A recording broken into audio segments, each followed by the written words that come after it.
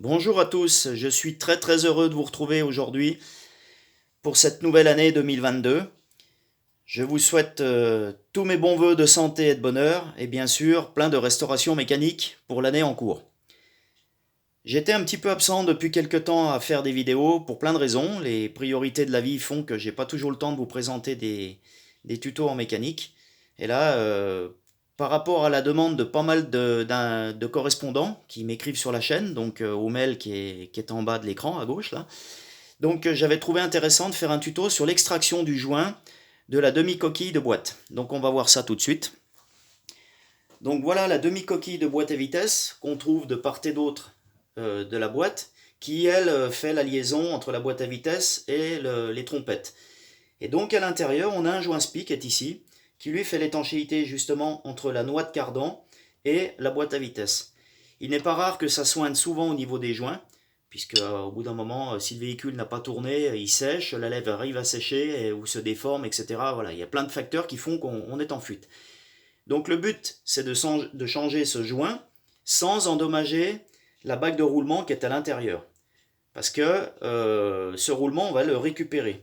Je vous avais fait un premier tuto pour l'extraction, j'avais pris comme exemple exactement cette même pièce, pour l'extraction d'une bague de roulement, la bague extérieure, quand elle est dans son logement par soudure. Le problème, c'est qu'ici, si on s'amuse à abîmer la bague de roulement, on ne pourra pas la remettre, il faudra remettre un roulement neuf, mais ça oblige tout de suite une intervention mécanique beaucoup plus conséquente, puisque le roulement, lui, il a une certaine dimension de fabrication, et derrière ce roulement, vous allez voir quand on va l'extraire, on va trouver des petites rondelles de calage qui, elles, servent à la position de la bague du roulement et la précharge du différentiel, du pont.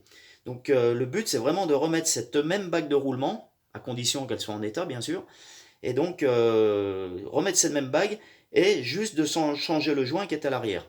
Donc c'est vrai que le montage est un petit peu est fait comme ça d'origine, chez Renault c'était comme ça, c'est un peu pas aberrant mais c'est un petit peu copieux, c'est-à-dire qu'il faut enlever la bague de roulement pour accéder au joint.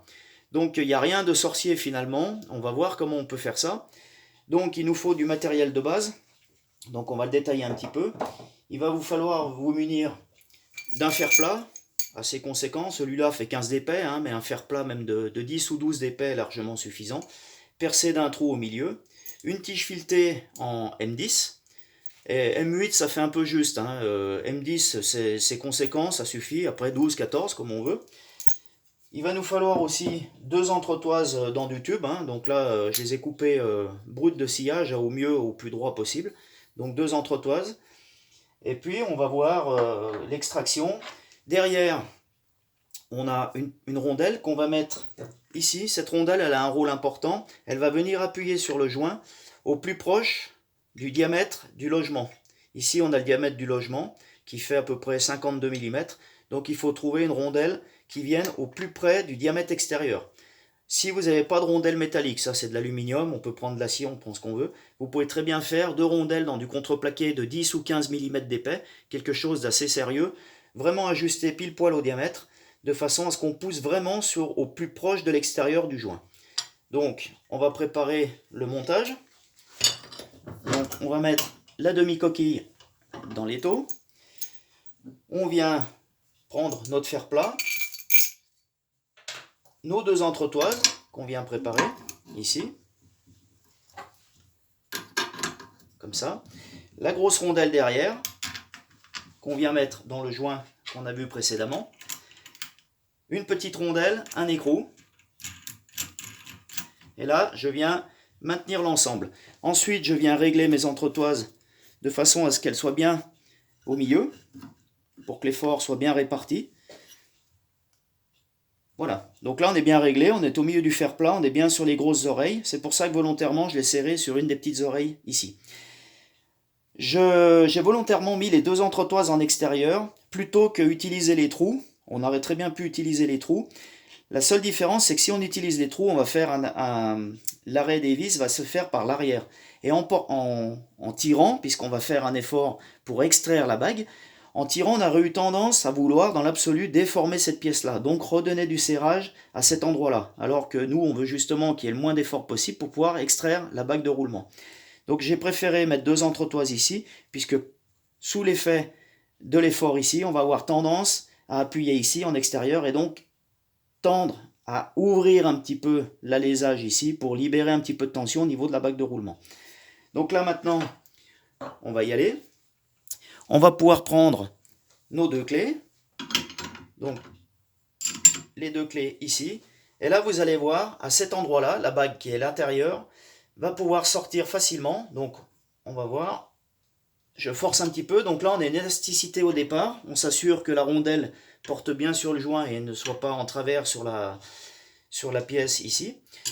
On a un petit effort un peu élastique au départ puisqu'on comprime la partie caoutchouc du joint, et là on va continuer, et là normalement, si on force, donc c'est assez conséquent, voilà, on va remettre la petite étiquette qui s'est sauvée, et donc là, on voit, si vous regardez bien à cet endroit-là, la bague sort assez simplement. Donc on a un effort au début qui est assez conséquent, puisque bon, je vous dis, cette pièce-là n'a jamais été démontée depuis des années. Et vous voyez, ça vient quand même facilement. Hein. On entend, ça craque un petit peu. Voilà, chaque fois la bague de roulement recolle dans son logement. Mais une fois qu'elle est partie, bah, plus elle sort, moins on a d'effort forcément. Hein, puisque là, voilà, en direct live, vous avez vu ce qui se passe. Donc voilà, la bague est sortie. Et là, ce que je vous disais, on a les rondelles de calage qui sont ici, qui elles sont très importantes. Ces rondelles de calage vont vraiment faire, puis il va falloir les nettoyer, et on va les remettre avec la bague, donc ne jamais les désappairer. C'est-à-dire que même si vous avez la deuxième demi-coquille, la cote que vous aurez là derrière ne sera pas forcément la même que celle-là. Donc quand vous sortez vos joints, respectez bien le calage de chaque demi-coquille et puis vous n'aurez pas de souci au niveau du remontage. Pour le joint, pas de problème. On va faire un peu de rangement. Pour le joint, pas de souci. Donc bien nettoyer les portées. Donc là, on a le logement pour la bague extérieure du roulement. Et à l'intérieur, on a le logement pour le joint SPI qui vient ici. Donc le joint SPI, lui, il est légèrement plus faible que l'épaisseur qu'on a ici, donc pas de problème. Quand on va repousser l'ensemble avec la bague de roulement, le joint SPI va revenir en contact et puis on n'aura pas de souci. Donc voilà un petit peu pour le tuto d'aujourd'hui. C'était plus bruyant que d'habitude, c'était pas tellement prévu, mais ça prouve que voilà, depuis quelques années que c'est monté, il y a quand même des tensions mécaniques, mais qu'avec un matériel de base tout simple, on arrive quand même à faire un peu de mécanique sans avoir forcément une presse. Donc j'espère que le tuto vous a encore apporté des choses. N'hésitez pas à m'écrire à l'adresse ici. Je remercie toutes les personnes qui communiquent déjà avec moi. J'ai beaucoup de sympathie avec toutes ces personnes-là parce qu'on échange énormément, soit par écrit, soit par téléphone. Et c'est vraiment super de pouvoir avoir un petit réseau comme ça de bien sympathique. Merci beaucoup, encore plein de bonnes choses à vous, et puis à très bientôt pour un nouveau tuto.